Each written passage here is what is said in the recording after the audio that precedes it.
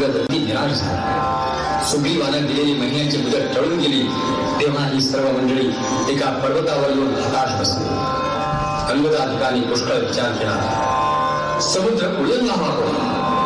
शेवटी जांबवान उठला आणि निश्चयानं म्हणाला, तरुण जो जाईल सिंधू महान, तरुण जो जाईल सिंधू महान, असा हा एकच श्री हनुमान, असा हा एकच श्री हनुमान.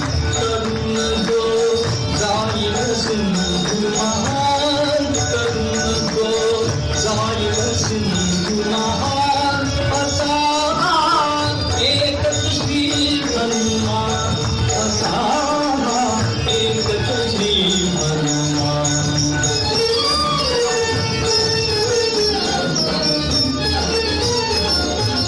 सुरधरी हा वीर जन्मला, त्रिशत योजने नदी पुराला.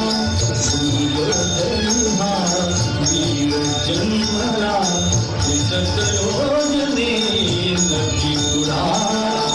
समजनिया फळ रवी बिंबाळा, समजनिया फळ रवी बिंबाळा.